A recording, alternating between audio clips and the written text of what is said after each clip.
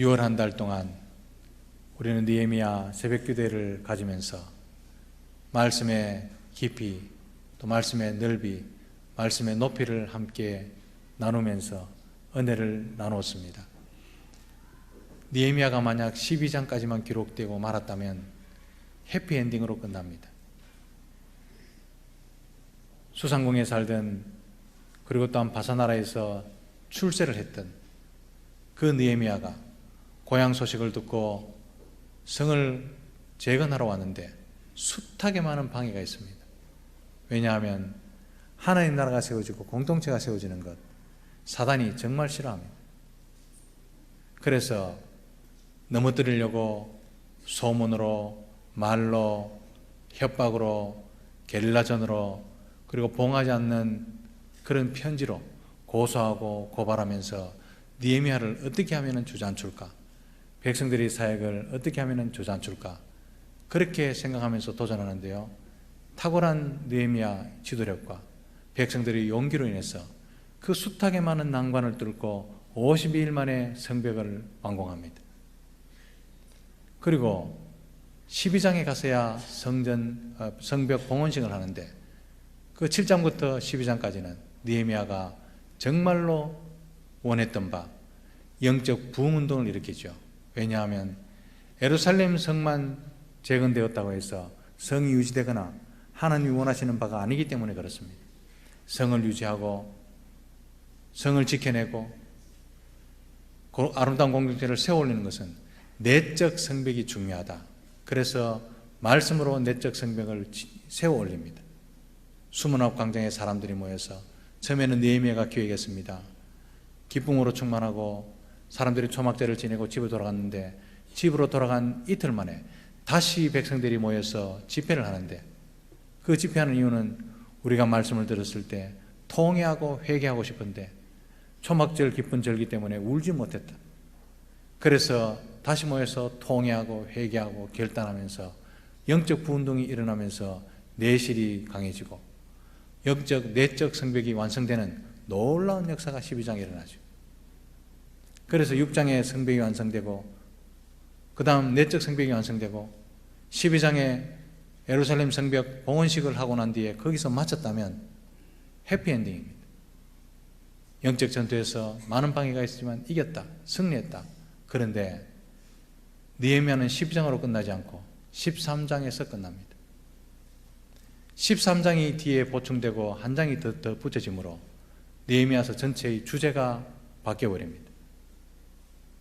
해피엔딩이 아니라 갱신을 게을리하면 징계받은 백성도 다시 징계받을 수 있다. 그런 주제로 바뀝니다. 이게 느헤미야를 통해서 오고 오는 많은 하나님의 백성들에게 들려주기를 원하는 하나님의 진정한 메시지요 음성이었다는 것입니다. 느헤미야 1장 1절에는 이렇게 시작합니다. 아닥사스다 20년에 느헤미야가 사명을 받고 예루살렘 성벽을 건축할 꿈을 가집니다. 그런데 13장 6절에 보면 아닥사스다 왕 32년에 이렇게 기록합니다. 이 말은요, 느헤미야가 12년간 예루살렘에 와서 유다의 총독으로 지냈다는 이야기입니다. 연도로 말하면 주전 444년부터 주전 432년까지 12년 동안 유다 총독으로 그 좋은, 그 출세한 편한 그 자리를 박차고 내려놓고 예루살렘에 와서 사서 고생하던 세월 12년이었다. 그런 말이겠죠. 느헤미야는 유다 총독으로 와서 예루살렘 성벽을 재건하고 영적 부흥을 주도했습니다. 자신보다 14년 전에 왔던 에스라, 학사 에스라, 설교자 에스라, 똑똑했던 에스라가 못했던 일을 이 느헤미야는 와서 실행하고 눈에 보이는 열매를 맺고 7장부터 영적 부흥 운동을 할 때 에스라 목사님을 모시고 영적 부흥을 일으키는 탁월한 지도자였습니다. 너무너무 아름다운 이야기죠. 그런데 13장 4절 이하에 보면 느헤미야가 임무를 완수하고 이제 왕과 약속했던 대로 파사로 돌아갔는데 소식이 이상하게 들립니다. 부흥이 유지되지 않더라. 이 13장에는 축약에서 기록됐기 때문에 우리는 상상의 나래를 펴야 됩니다. 예루살렘 성벽이 유지되기가 힘들겠더라, 그런 소식이 들려왔던 것 같습니다. 그래서 느헤미야가 말미를 청하고 왕에게 예루살렘으로 다시 돌아와서 다시 쭉 돌아보았던 상황이 13장 4절부터 기록되어 있는 유다의 상황이었습니다. 1년도 안 됩니다. 1년도 안 되는 이 세월 동안 그렇게 뜨겁던 영적 부흥의 불꽃이 꺼져버렸습니다. 활활 타올랐는데, 더 놀라운 사실은 언제 부흥이 있었는지 흔적조차 없습니다. 그렇게 뜨겁게, 그렇게 울면서 통회하고 기뻐하고 즐거워하면서 결단하고 언약을 갱신했는데 그 언약 갱신했던 모습들이 얼굴에도 나타나지 않습니다. 오히려요, 영적인 어두운 그림자, 슬픔, 낭망, 절망의 그림자가 예루살렘 거리거리마다 확 넘쳐 흘렀습니다. 13장 4절부터 보면요, 기가 막힌 이야기가 나옵니다. 이 느헤미야는 누명을 쓰면서 느헤미야를 평판을 나쁘게 하기 위해서 외소에 가서 숨자, 이래도 나는 외소에 나가서 숨을 그런 입장이 못 됩니다. 그래서 그 시험을 이겨냈죠. 그런데 느헤미야도 들어가기를 힘들어했던 그 성전에 도비아가 누굽니까? 2장 말부분부터 나오는 산발락과 도비아와 아라비아 사람 게셈, 사단의 짝대기입니다. 이 도비아가 성전 내부까지 침투해서 누룩을 퍼뜨리고 있었습니다. 성전의 크다란 방을 차지하고 앉아서 성전을 더럽혔습니다. 그뿐입니까? 백성들이 영적인 열정이 식어지니까 11조를 내지 않습니다. 11조를 내지 않으니까 레위 사람들이 사례를 못합니다. 레위 사람들이 성전을 지키고 성전을 관리하고 예배를 도와야 하는데 그들에게 사례를 못 주니까 먹고 살아야 되는 문제, 생업을 위해서 다 흩어져 버렸습니다. 백성들이 11조 내기가 아까웠지만 11조 내지 않으니까 거기서부터 영적인 침체가 있게 되고 육적인 침체가 있게 되고 즐거움을 다 뺏겨버리고 자기는 자기 찌른 거죠. 레위인이 흩어지니까 결국은 예배는 무너지고 안식일은 더 이상 준수되지 않는 처참한 상황에 도달했습니다. 더 나아가서요, 느헤미야 9장에 보면 영적 부흥운동이 일어날 때 백성들은 마음이 뜨거웠습니다. 통회했습니다. 말씀을 들으니까 속에 있는 죄를 다 토해냈습니다. 이런 영적 부흥운동이 있고 난 뒤에 이래서는 안 되겠습니다. 우리도 언약을 갱신합시다. 언약을 세우고 도장을 찍으면서 우리는 조상들의 죄를 짓지 않겠습니다. 그렇게 말하면서 이방 결혼을 전부 하지 않겠다고 결단하죠. 그런데요, 그렇게 결단한 이방 결혼을 앞다투어서 합니다. 지도자부터 시작해서 말단에 있는 아무 이름도 없는 평민들까지 전부 이방 결혼합니다. 그도 그럴 것이 그들은 파사에서 돌아온 포로 공동체고 거기 남아있는 이방 사람들은 자리를 잡았으니까 얼마나 좋은 혼수감이고 얼마나 좋은 배우자감이겠습니까? 다 넘어가죠. 모든 것이 무너져 내렸습니다. 사랑하는 성도 여러분, 잘 기억하십시오. 질서를 세우는 데는 12년이나 걸렸는데 그 세운 질서를 무너뜨리는 데는 12일도 안 걸린다는 사실입니다. 그렇게 혼신의 힘을 다해서 12년 동안 열심을 다하고 최선을 다해서 영적으로 육적으로 질서를 잡아가며 세워올린 그 12년의 세월이 12일도 안 걸리는 세월 동안 다 무너졌습니다. 여기에 영적 전투에 관한 중요한 교훈이 있습니다. 그것이 무엇입니까? 사탄은 결코 후퇴하거나 철수하지 않는다는 사실입니다. 우리 눈에 보이지 않고 평안한 상태에서도요, 사단은 우리를 떠난 것이 아니라 납작이 엎드려 있을 뿐입니다. 느헤미야처럼 강한 지도자가 예루살렘에 와서 사역을 감당하는 12년 동안 숨죽이고 엎드려 있었습니다. 느헤미야는 찔러도 흔들리지 않습니다. 고발을 해도 흔들리지 않습니다. 왕에게 일러준다고 해도 끄떡없습니다. 성전 외소에 가서 숨짝해도 분별력이 있어서 따라가지 않습니다. 그런 강한 지도자가 나타났을 때는 사단이 납작 엎드려서 꿈쩍 안 하고 있습니다. 12년 동안 말입니다. 그런데 느헤미야가 왕의 약속을 지키기 위해서 파사로 돌아가고 나니까 머리를 쳐들고 다시 공격을 시작하죠. 잔인하고 무자비하고 아주 비겁하게 공격을 시작하는. 사랑하는 성도 여러분, 영적으로 무뎌지면 은혜가 소멸되는 것은 시간 문제입니다.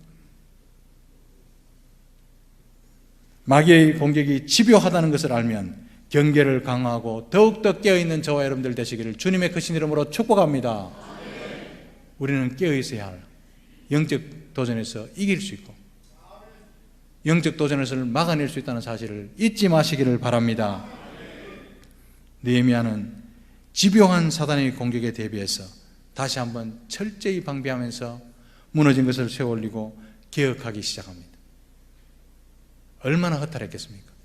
12년 동안 혼신의 힘을 다해서 세워올렸는데 무너졌으니까 처음부터 새로 하는 거예요. 12년 전에 느헤미야와 백성들은 온갖 방해와 도전 가운데 혼신의 힘을 다했다는 것을 우리는 잘 알고 있습니다. 게릴라전으로 그들을 치자라고 말했던 산발락과 도비아를 대비해서 한 손에는 칼을 들고 한 손에는 삽을 들고 밤잠을 줄여가면서 50일 동안 성전을 재건했던 사람들이죠.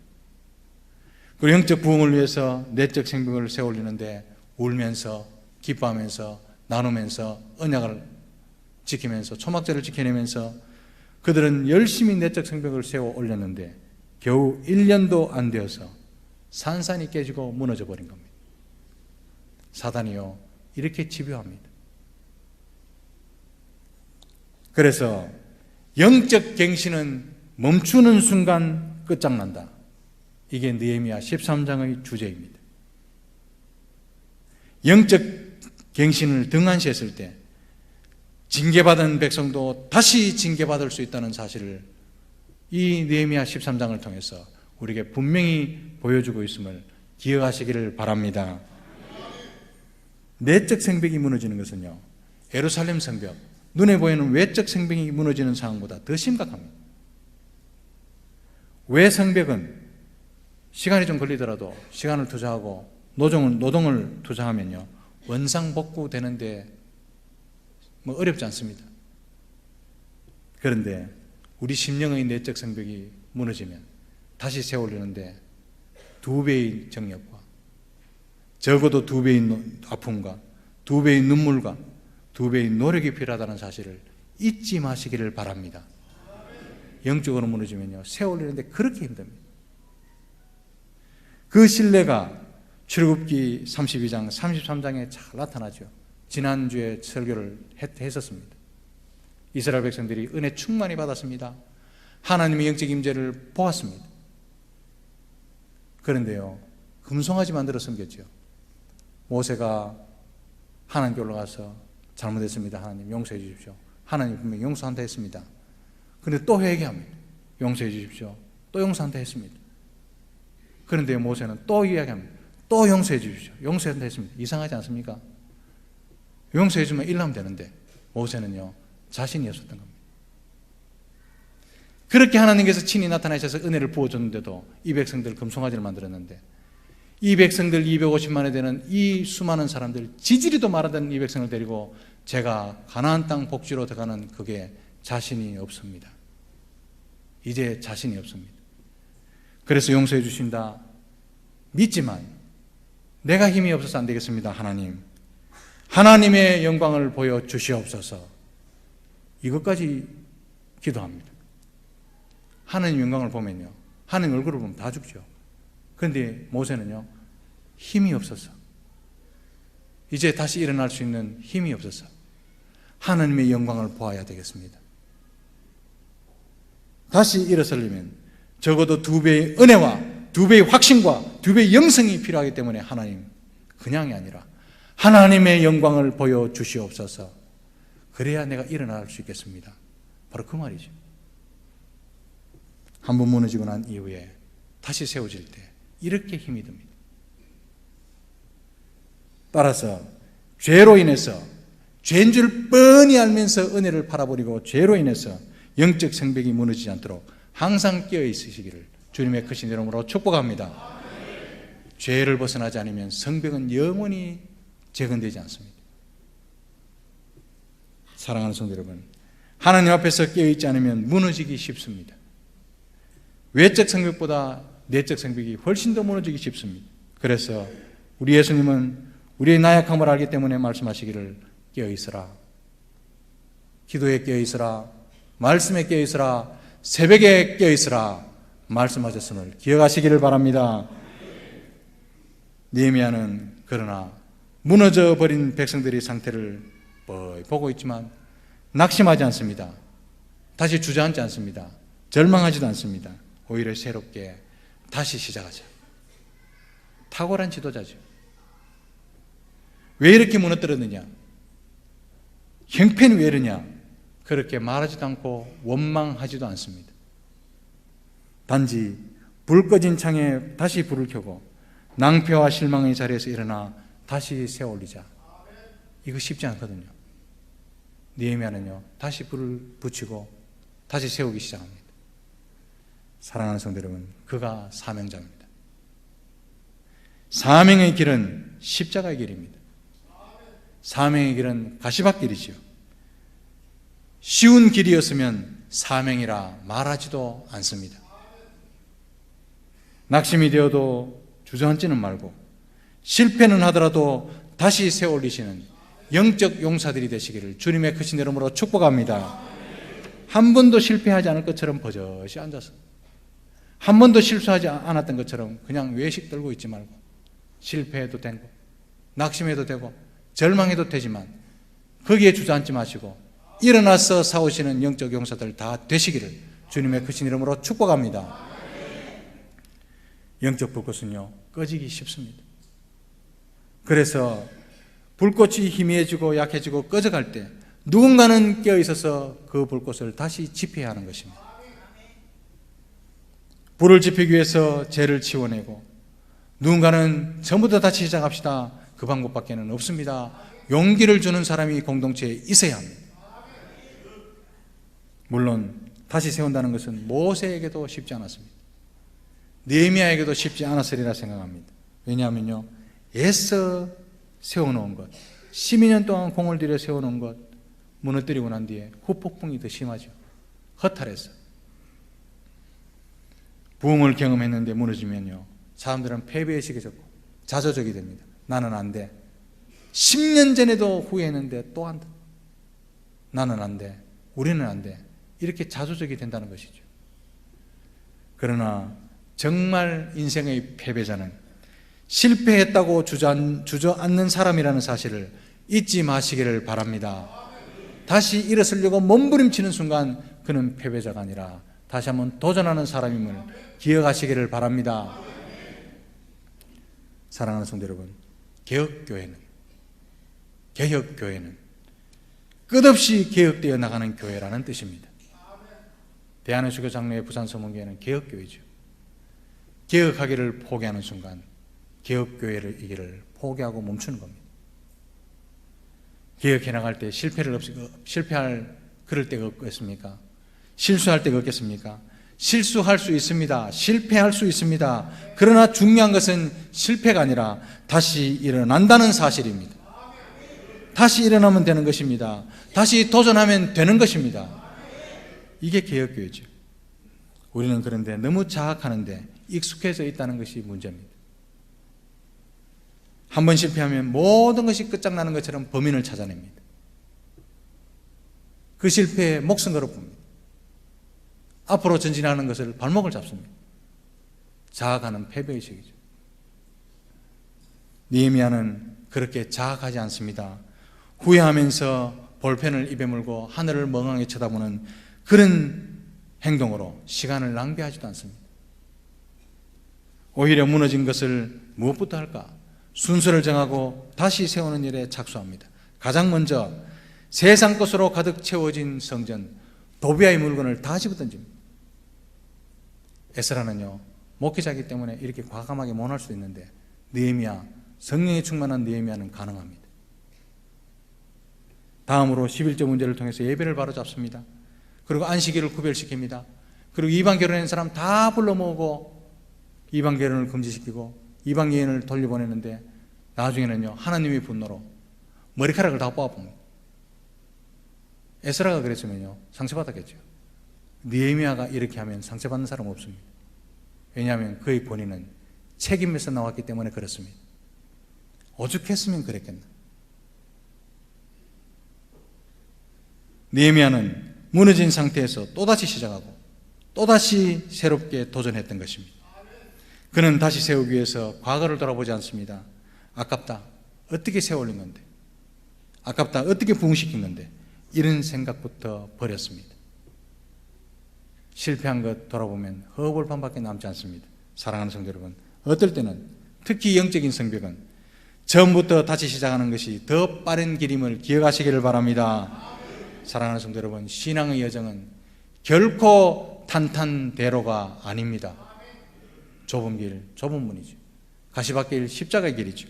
따라서 영적 갱신과 도전은 주님 앞에서는 그날까지 계속되어야 하는 줄로 믿습니다. 우리 가운데 한 사람만 남더라도, 내 코끝에 한 모금의 호흡만 남더라도 도전을 멈추지 않는 성도들 되시기를 주님의 크신 이름으로 축복합니다. 느헤미야는 어떻게 이렇게 다른 사람 다 포기하고 절망적인 상황에서도 포기하지 않고 끝까지 도전하는 힘을 얻을 수가 있겠습니까? 어디서 나왔을까요? 그 힘은요, 하나님과의 깊은 교제에서 나온 것입니다. 느헤미야서 1장부터 보면요, 기도하니라 하나님 나를 기억하사 복을 주옵소서. 자주 느헤미야의 기도가 적혀 있는데 그는 기도하면서 일을 풀어나갔다는 뜻입니다.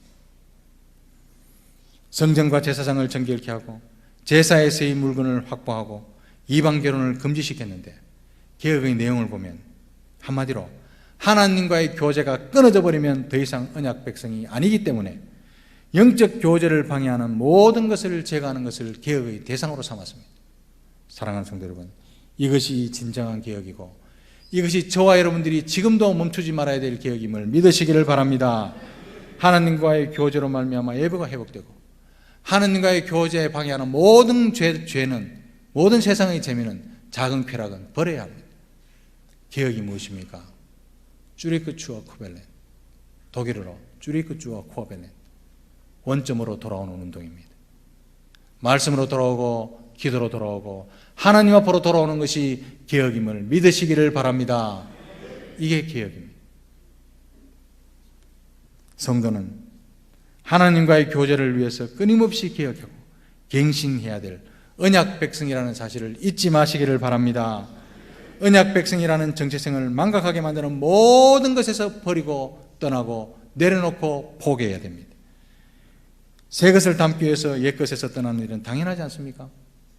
우리는 언약 백성인데 아직도 옛 자아가 남아있고 옛 고집과 못된 옛 성질, 그 성질을 버리지 않고는 언약 백성으로 한 발자국도 전진할 수 없음을 기억하시기를 바랍니다. 마지막으로 느헤미야는 개혁을 단행하면서 기도를 잊지 않았다는 사실을 주목하기를 바랍니다.